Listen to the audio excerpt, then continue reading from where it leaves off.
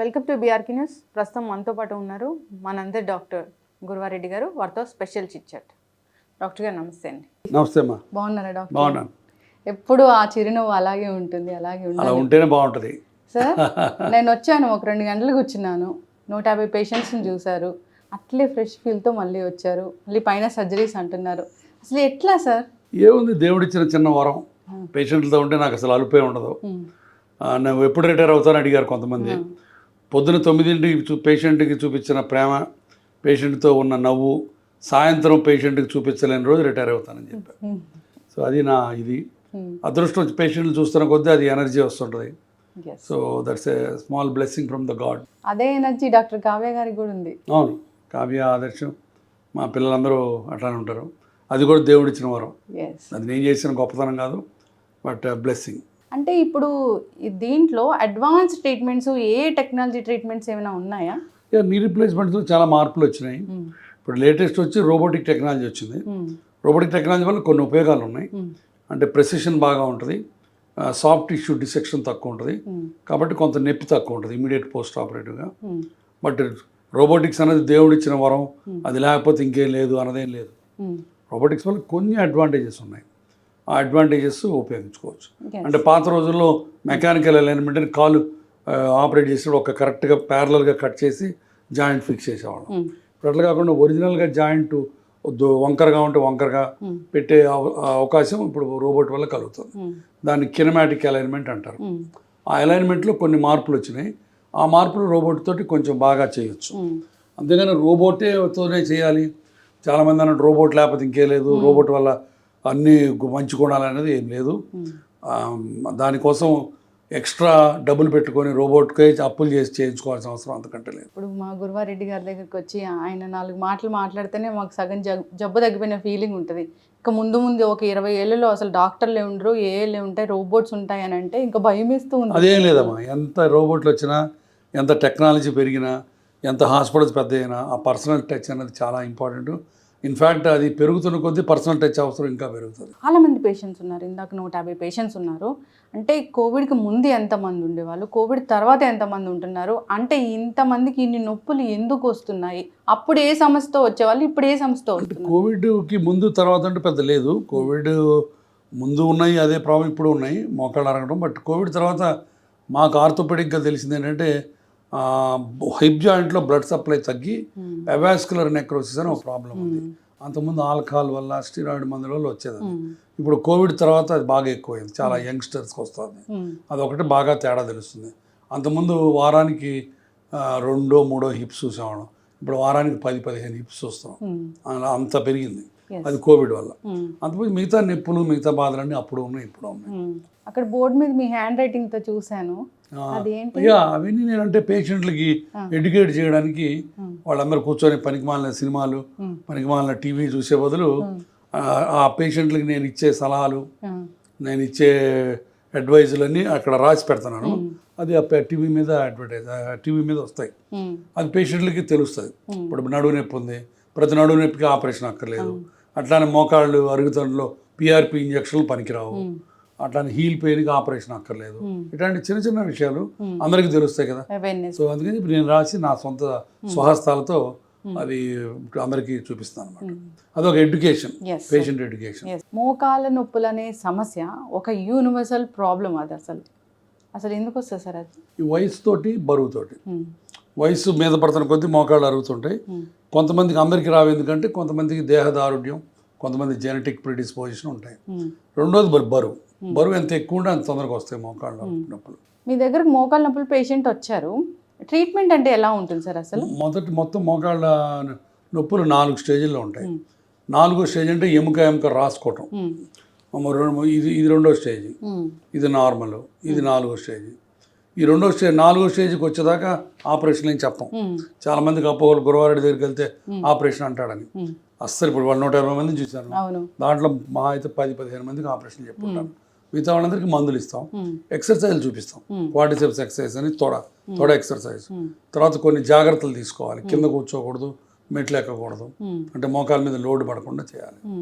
అంతమించి తర్వాత glucosamine tablets అని ఉంటాయి, అంటే అది లోపల మోకాల్లో ఉన్న గుజ్జు బలాన్ని కాపాడతాయి. కొత్త గుజ్జు వచ్చే బిళ్ళలు కానీ, కొత్త గుజ్జు పుట్టించే ఇంజక్షన్లు కానీ, కొత్త గుజ్జు పుట్టించే పిఆర్పీలు కానీ ఏమి లేవు. గుజ్జు పెట్టాము అది అవన్నీ మాయ మాటలు, దొంగ మాటలు, మోసం మాటలు. ఉన్న గుజ్జుని కొంతవరకు బలాన్ని కాపాడటానికి, అందుకని ఆ మెడిసిన్ పేరు కాండ్రో ప్రొటెక్టివ్స్ అంటారు. ఆ మందులు ఉన్నాయి, అవి వేసుకోవచ్చు కొన్నాళ్ళు, అంతమించి ఇంకేలేదు. 4వ స్టేజ్కి వచ్చిన తర్వాత ఇంకా ఆపరేషన్ తప్ప ఇంకో మార్గం లేదు. ఆపరేషన్ అక్కర్లేదు, నాకు వద్దు, నాకు భయం, నాకు ఆర్థికంగా చేత కాదంటే మెదలకుండా ఇంట్లో కూర్చొని ఒక పుస్తకం చదువుకోవడం తప్ప ఇంకా వేరే పిచ్చి పిచ్చి ఇంజక్షన్లు చేయించుకోకూడదు. ఇప్పుడు దాని మీద నేను యూట్యూబ్లో చాలా వీడియోలు చేశాను. పిఆర్పి ఇంజక్షన్ మంచిది కాదు. దానికి కొంతమంది మీరు ఆపరేషన్లు మీకు తగ్గిపోతాయని చెప్పి పిఆర్పి ఇంజక్షన్ల మీద మీరు క్రిటిసైజ్ చేస్తున్నారు. కొత్తది వచ్చినప్పుడు అది మీరు కూడా నేర్చుకోవాలి కదా అని. వైద్యం అంటే వైద్యమే కదా, కొత్తది కాదు అది. యాక్చువల్గా అది ఎప్పటి నుంచో ఉంది, బట్ దానికి నిర్ధారణ లేదు. అది మోసం ట్రీట్మెంట్. కొత్త పాత లేదు, ఎప్పుడు మోసమే. అది ఇప్పుడు కొత్త టెక్నిక్స్ నేను బోర్డు నేర్చుకున్నా, రోబోటిక్స్ కొత్త నేర్చుకున్నాను, ఆస్టియోటమీస్ నేర్చుకుంటాం, అన్నీ ఉంటాయి. బట్ మోకాళ్ళ నొప్పులు గ్రేడ్ 4కి ఆపరేషన్ తప్ప ఇంకో మార్గం లేదు. దానికి ఇంజక్షన్లు చేసి నయం చేస్తామన్న తప్పు దాన్ని నేను ఖండిస్తున్నాను, విమర్శిస్తున్నాను. కాబట్టి నేను కొత్తవి నేర్చుకోవాల్సిన అన్న పరిస్థితి కాదు ఇది. కొత్త ట్రీట్మెంట్ కాదు ఇది, దొంగ ట్రీట్మెంట్. నేను నేర్చుకోను. అవును. ఈ 4th స్టేజ్ వచ్చింది, మీ దగ్గర సర్జరీ చేస్తారు. అంటే సర్జరీ అంటే ఏముంటుంది? అరిగిపోయిన పార్ట్ చెక్కేసి ఇలా ఒక పక్క స్టీలు, ఇంకో పక్క ప్లాస్టిక్ వేస్తాం. దీన్ని నీ రీప్లేస్మెంట్ అంటారు. ఇది చక్కగా కాపాడుకుంటే 20-25 ఏళ్ళు పనిచేస్తాం. ఎవరికైనా చేయొచ్చు, షుగర్లు ఉన్నా ఎవరికైనా చేయొచ్చు. నేను 4000 మంది చేస్తే దాంట్లో 1000 మంది పైగా షుగర్ ఉంటుంది. అది ఇబ్బంది. ఇప్పుడు వ్యవసాయదారులకు చేయొచ్చు, వాళ్ళు రైతులకు చేసుకోవచ్చు, వాళ్ళు మళ్ళీ పొలం పనులు చేసుకోవచ్చు, ఏం ప్రాబ్లం లేదు. ఇప్పుడు నాకు కూడా చాలా మంది ఫోన్ చేస్తూ ఉంటారు, ఎవరైనా పెయిన్ క్లినిక్స్ ఉంటే చెప్పమని. అంటే అక్కడ పెయిన్ క్లినిక్ కరెక్ట్గా అడిగారు మీరు. పెయిన్ క్లినిక్ మీద కాదు నా యుద్ధం. పెయిన్ క్లినిక్, పెయిన్ స్పెషలిస్టులు చాలా మంది ఉన్నారు.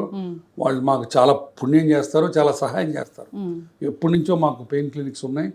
వాళ్ళు క్రానిక్ పెయిన్, బ్యాక్ పెయిన్స్, తగ్గని పెయిన్లు, తర్వాత క్యాన్సర్ పెయిన్, తర్వాత సైకోసోమాటిక్గా వచ్చే పెయిన్స్, వాళ్ళన్నిటికీ వాళ్ళు చక్కటి ట్రీట్మెంట్స్ ఇస్తారు. అదొక స్పెషలైజ్డ్ బ్రాంచ్. దాంట్లో నిష్ఠాతులైన వాళ్ళు చాలా మంది ఉన్నారు, నా ఫ్రెండ్స్ కూడా ఉన్నారు. నేను దాని మీద ఎప్పుడు చెప్పట్లేదు. పెయిన్ క్లినిక్లు చక్కగా స్పెషలైజ్డ్ డాక్టర్స్ చాలా ముఖ్యం, మనకు కావాలి. కానీ దొంగ పిఆర్పి ఇంజక్షన్లు మోకాళ్ళ ఆర్థరైటిస్ చేసే వాళ్ళ మీద నా యుద్ధం. అది మోకాళ్ళ డీజనరేటివ్ ఆర్థరైటిస్ అంటే వయస్సుతో పాటు, బరువుతో పాటు అరుగుదల వచ్చిన మోకాళ్ళకి మందులు, ఫిజియోథెరపీ ట్రీట్మెంట్. తగ్గనప్పుడు ఆపరేషన్. ఈ రెండింటికి మధ్య ఇంకేం లేదు. ఆ రెండింటికి మధ్య దొంగలు చేరారు. ఈ పిఆర్పి ఇంజక్షన్ చేస్తాం, గ్రేడ్ 4కి సూపర్ పిఆర్పి ఇస్తాం, ఇట్లాంటివన్నీ దొంగ మాటలు.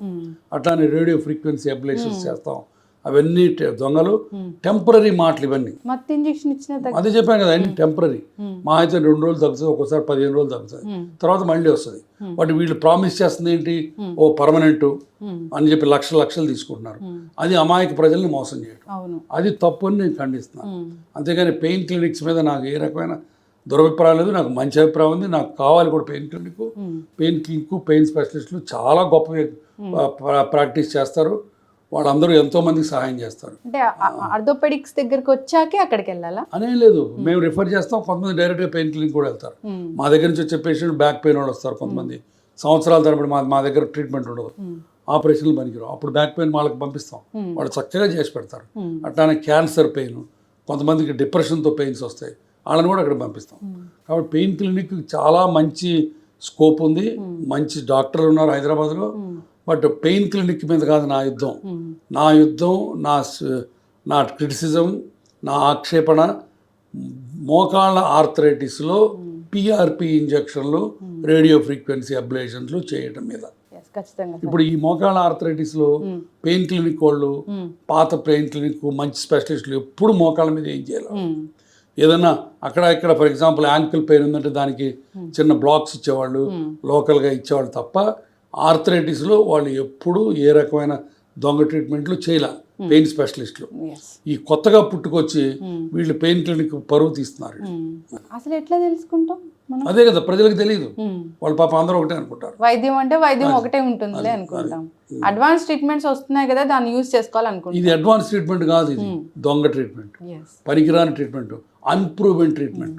అది పాయింట్ అక్కడ, అన్ప్రూవెన్. ఇప్పుడు అన్ని all American academy of orthopaedic surgeons, Australian orthopaedic surgeons, New Zealand, European, all international scientific bodies పిఆర్పికి మోకాళ్ళ ఆర్థరైటిస్లో ఏ రకమైన రోలు లేదు, ఏ స్టేజ్లోనే నొక్కి ఒక్కాడించి చెప్పినాయి. నేను ఆ మొత్తం యూట్యూబ్లో ప్రూఫ్స్తో సహా పెట్టాను నేను. అందులోనూ ఆ పిఆర్పి ఇంజెక్షన్ ఒకసారి చేసుకుంటే ఆగరు సార్, అది చేసుకుంటూనే అదే చెప్పేది. ఉండాలి. మళ్ళీ రెండో ఇంజెక్షన్, మూడో ఇంజెక్షన్ అని లక్షలు పాప అమాయక ప్రజలు పొలాలు అమ్ముకొని, నాకు మంగళసూత్రాలు అమ్ముకొని చేయించుకుంటారు. పేషెంట్ టెస్టిమోనియల్స్ కూడా ఇస్తున్నారు. ఇప్పుడు పేషెంట్లు మోకాళ్ళ ఆపరేషన్ అంటే భయపడటం సహజం. నాకు ఆపరేషన్ ఇష్టమని ఎవరు చేయించుకోరు, భయం. బట్ ఆ భయాన్ని ఆసరాగా తీసుకొని నువ్వు మోకాళ్ళలో ఇంజక్షన్లు చేయడం అనేది పాపం. నువ్వేం చెప్పాలి, అమ్మ నీకు ఆపరేషన్ తప్ప ఇంకోటి పనికిరాదు, ఈ ఇంజక్షన్లు పనికిరావు, ఇంటికి వెళ్ళి రెస్ట్ తీసుకొని చెప్పాలి. నువ్వు ఆ భయాన్ని ఆసరాగా తీసుకొని దాన్ని ఎక్స్ప్లాయిట్ చేసి దొంగ ఇంజక్షన్లు ఇచ్చి లక్షలు తీసుకోవడం అనేది చాలా అభ్యంతరకరం. అది అసలు మంచి అనెథికల్. ఇప్పుడు ఇక్కడ ఉన్న అడ్వాన్స్ ట్రీట్మెంట్, ఈ మోకాల నొప్పికి ఏదైతే సర్జరీ ఉందో అది ఒక హాఫ్ అన్ అవర్ 1 అవర్లో అయిపోయే సర్జరీనా సార్? ఆపరేషన్ 1.5 hours పడుతుంది. ఎన్ని రోజులు ఉండాలి ఇక్కడ? హాస్పిటల్లో 3 రోజులు ఉంటే చాలు. అంతే.